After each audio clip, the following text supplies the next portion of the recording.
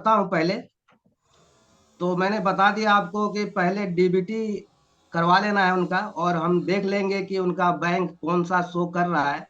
Claim करने से पूर्व ये देखना है मुझे कि उसका बैंक कौन सा शो कर रहा है। पता चले कि हमारे पास दो तीन प्रकार के बैंक है, इंडियन बैंक है, एसबीआई है, एचडीएफसी है, अनगिनत कई सारे बैंकें हैं, और उसमें से जो डीबीटी आधार से जो डीबीटी किया हुआ है वो बैंक वर्तमान में बंद पड़ा हुआ है, तो उनका भुगतान आना असंभव हो जाता है। तो प्लीज इस चीज का ध्यान रखें कि आधार से डीबीटी कौन सा है, अगर नहीं है तो पहले बैंक में जाके डीबीटी कराए। Clear sir? उसके बाद मैं आता हूँ क्लेम की ओर। जब हम क्लेम करते हैं तो आप जो है कैप्चा डालेंगे, पहले मोबाइल नंबर डालेंगे, उसके बाद कैप्चा में सारा स्मॉल लेटर में ही होता है, न्यूमेरिकल प्लस स्मॉल लेटर, और यही होता है, उसके बाद कैपिटल होता नहीं है सर। वेरीफाई कैप्चा और ओटीपी जब हमें प्राप्त होगा, इसको वेरीफाई करते हुए हम आगे की ओर बढ़ेंगे। कंपनी ऊपर जो है, हम लोग करते क्या है कि कुछ देखते नहीं है कंपनी कौन सी है, सोसाइटी है, हमारा इंडिया है, या क्रेडिट कोऑपरेटिव है, या सहारियन है, स्टार है। ऊपर चूज करना होता है मुझे कि हमारी कंपनी कौन सी है, हमारा इंडिया है, या क्रेडिट कोऑपरेटिव सोसाइटी है, या सहारियन यूनिवर्सल है। तो इस चीज को देखते रहे, ध्यान रखा जाए कि हमारी कंपनी कौन सी है, उसी से रिलेटेड हम क्लेम करेंगे। तो सर्वप्रथम जो है कंपनी सेलेक्ट करें। फिर अभी जो वर्तमान में योजना भी आ गई है, तो योजना सेलेक्ट कर ले, ये ऑप्शनल है, अगर आप करते हैं तो बहुत अच्छा, नहीं करते हैं तो भी कोई दिक्कत नहीं है।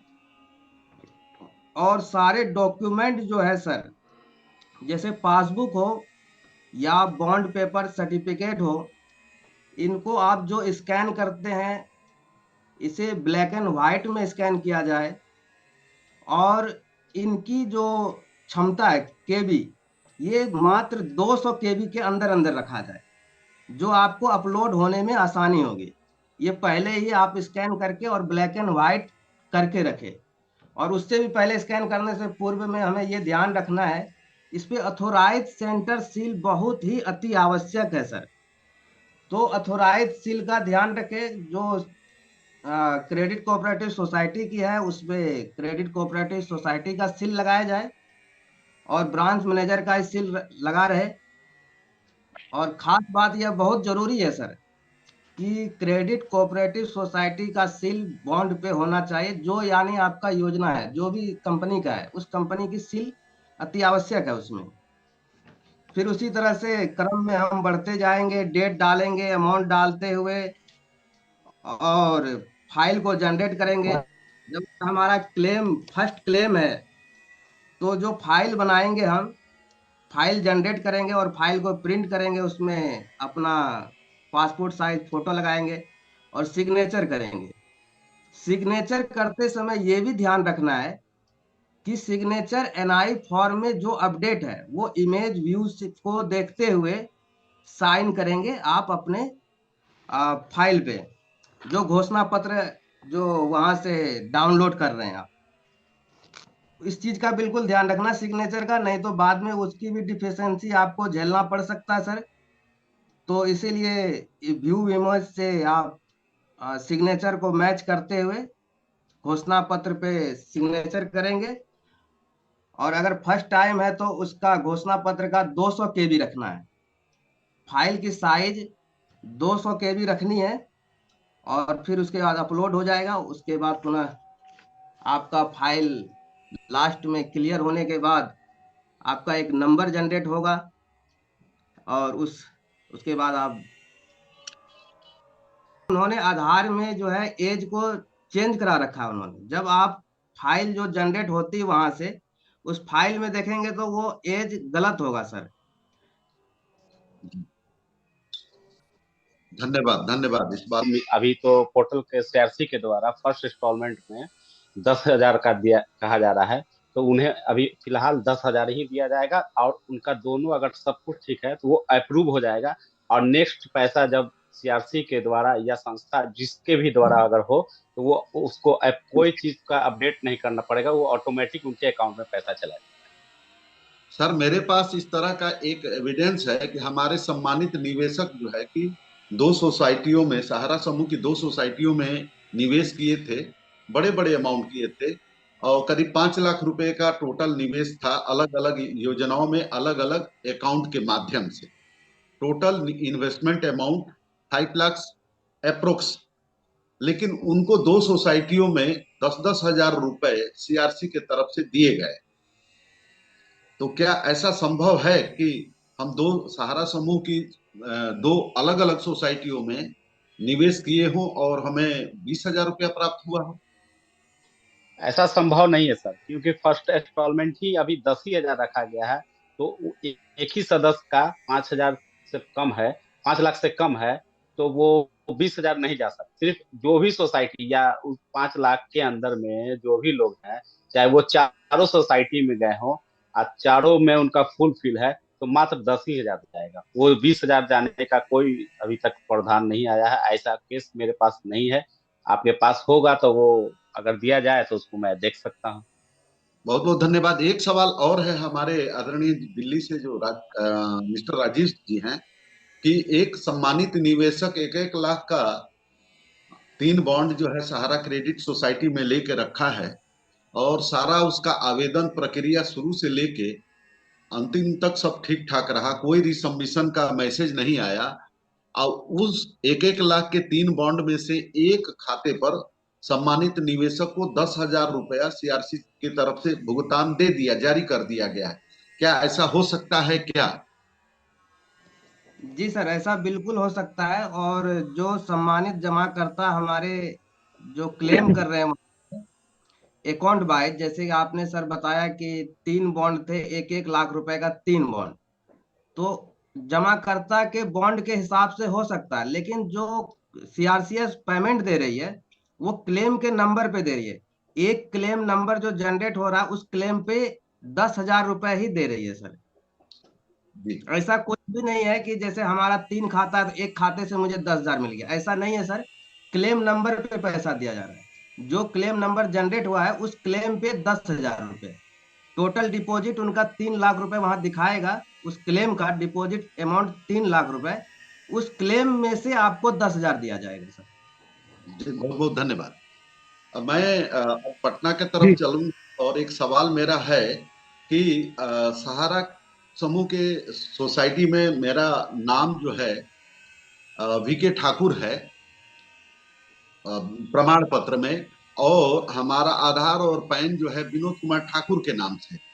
तो ऐसी स्थिति में मुझे क्या करना चाहिए, उसका अगर आप सभी के पास कोई प्रारूप है तो कृपया शेयर करके दिखा सकते हैं क्या, कि वो कैसा वो प्रारूप है, जो एफिडेविट हुआ, कोई ऐसा प्रारूप, तो कृपया अगर आप हमें दिखा दें, बता दें, तो हमको काफी मदद मिलेगी एफिडेविट कराने में। मानिए सर, जैसे आपका सर्टिफिकेट पे बीके ठाकुर है और आधार कार्ड पे आपका विनोद कुमार ठाकुर है, उसके लिए सबसे पहले हमें क्या करना होगा कि सीआरसी का एक फॉर्मेट आया है, उस फॉर्मेट को 10 रुपया का नॉन जुडिशियल स्टाम्प पे टाइप करवा के, नोटरी करवा के, उस पर फोटो लगा के, और जो जैसे जैसे जो भरना है वो भर लिया जाए। उसके बाद उसके अगेंस्ट में, या जैसे पैन कार्ड हो, ड्राइविंग लाइसेंस हो, या वोटर कार्ड हो, या बैंक पासबुक में हो, उसी से टैली करता हुआ नाम होना चाहिए। उसको अपलोड करके आपका भुगतान हो जाएगा। ऐसे मैं स्क्रीन पे दिखाता हूँ आपको, जी, अगर मेरे वही पास अवेलेबल होगा फॉर्मेट, तो मैं दिखाता हूँ। एफिडेविट वाला फॉर्मेट जो कंप्लीट एफिडेविट हो चुका है निवेशक का। सर, को होस्ट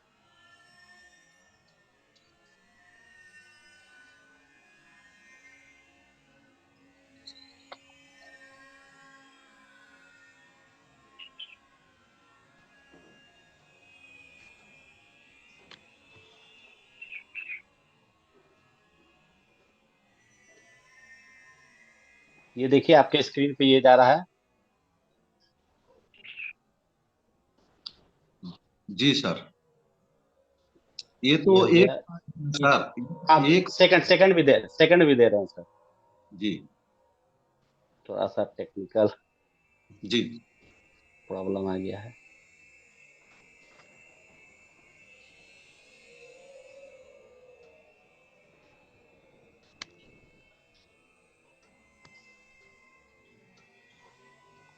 ये फर्स्ट हो गया था, ये सर सेकंड हो गया। अभी शो नहीं कर रहा है जी। कर रहा है। हाँ जी जी, अभी शो कर रहा है सर। तो ये फर्स्ट पेज और सेकंड पेज इस तरह का टाइप होना चाहिए, और सब उसमें जो डिटेल है उसको अच्छे से पढ़ के, पॉइंट जो भी नंबर उसमें 4 क्या है सर? पॉइंट नंबर 4 क्या है? पॉइंट नंबर 4 में वो है कि जो आपके बॉन्ड पेपर या पासबुक पे जो नाम रहेगा उसी को टाइप करना। पहले क्या है कि माननीय बीके ठाकुर सर का विनोद कुमार ठाकुर के नाम से ये ले लेना है स्टाम्प पेपर। उसके बाद उस पे सब अपना नाम, डेट ऑफ बर्थ, एड्रेस, उसके बाद जो सोसाइटी का है वो सब डाल देना है। और उसके बाद जो आधार में आपका नाम है उस एक कॉलम उसमें भर देना है। चौथे पॉइंट में जो है, जो पासबुक या सर्टिफिकेट पे जो भी आपका नाम छपा है उसको उस पे लिख टाइप करवा देना है। और उसके बाद नोटरी से उनसे करा के, उसके बाद उसको वहां पे एक उसके अगेंस्ट में, उसके उसके अगेंस्ट में एक जैसे वोटर कार्ड या ड्राइविंग लाइसेंस या पैन कार्ड या बैंक पासबुक, उसका सब अपलोड करके उसका सबमिट कर दिया जाए। उसके बाद दोबारा जब सबमिट हो जाएगा तो जनरेट पेपर निकलेगी, उसमें फोटो लगाना है, और लास्ट पेज पे सिग्नेचर उनेचर करके उसको अपलोड कीजिएगा।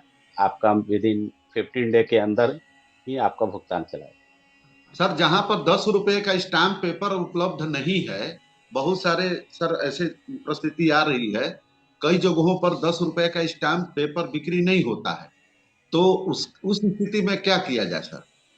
वो जो सीआरसी का फॉर्मेट है जी। उसके पे भी अगर 10 रुपया का स्टाम्प जो लगता है, टिकट जो लगता है, उसके द्वारा भी कर दिया जाएगा तो वो भुगतान आ जाएगा। कहीं क्योंकि मैंने खुद प्रैक्टिकल भी किया हूँ, तो उसके द्वारा भी किया कर दिया हूँ, तो उसके द्वारा भी भुगतान आ गया है। लेकिन अगर स्टाम्प मिल जाती है नॉन जुडिशियल स्टाम्प 10 रुपया का, तो उस पर करा दिया जाए तो वो ज्यादा अच्छा था। बहुत बहुत धन्यवाद आप दोनों का। क्योंकि मेरा अभी सवाल और है आप सभी से, और बहुत सारे सवाल हैं आप सभी से, और जिसे कि वो रिसम्बिशन से रिलेटेड है। एक सवाल और है, मैं दिल्ली से आदरणीय मिस्टर राजीव कुमार जी से पूछना चाहूंगा कि सर मैं वर्कर एससी का सदस्य हूँ, मैं वर्कर एससी का सदस्य हूँ, और उसमें मेंबरशिप जो मेरे सर्टिफिकेट में संस्था ने मुझे जो उपलब्ध कराया है सर्टिफिकेट प्रमाण पत्र, उसमें मेंबरशिप का जो शुरुआती 4 अंक जो है 9999 है। ऐसी स्थिति में मेरा मेंबरशिप अपलोड कैसे होगा? और मैं अगर पोर्टल पर जाता हूं आवेदन करने के लिए, तो आवेदन करने में वो मेंबरशिप को तो मैं ये यूनिक देख रहा हूँ, ये क्या सीआरसी में हम आवेदन कर सकते हैं? जो कि हाँ, जो सर्टिफिकेट का नाम बताया जिस योजना का। जी सर ऐसा ऐसा है सर, 99 वालों के लिए जो है संस्था ने अभी मेंबरशिप भरने से मना कर रखा है, जो हमारे संज्ञान में है, जिसका 99 करके मेंबरशिप नंबर वगैरह दिया गया है। उनको अभी नहीं बोला गया है कि वेट करें, उनका अपडेट करेगी मेंबरशिप। सर, पोर्टल पे आवेदन कर सकते हैं कि नहीं? कर सकते हैं सर। अगर आप साइट पे व्यू, इमेज व्यू वाले पे जाएंगे, अगर वो मेंबरशिप नंबर डालने के बाद जी अगर आपका डॉक्यूमेंट वहां पे दिख रहा है तो आप बिल्कुल कर सकते हैं सर, अन्यथा अभी वेट किया जाए। सर, वो एक सवाल और है दिल्ली से ही कि सर डेथ वाले जो हमारे सम्मानित निवेशक हैं, तो क्या उनके नॉमिनी जो है, जो कि 31 मार्च 2023 से पहले उनके खाते पूरे हो चुके हैं, और सम्मानित निवेशक का निधन यानी डेथ हो चुका है, तो क्या नॉमिनी पोर्टल पर आवेदन के लिए उपयुक्त है, माने इलिजिबल है? नहीं, बिल्कुल नहीं सर। डेथ मैच्योरिटी आप बिल्कुल क्लेम नहीं कर सकते हैं। और उसके बाद जो एक और ऑप्शन है, जो पेबल अमाउंट, उनको भी आप नहीं कर सकते सर।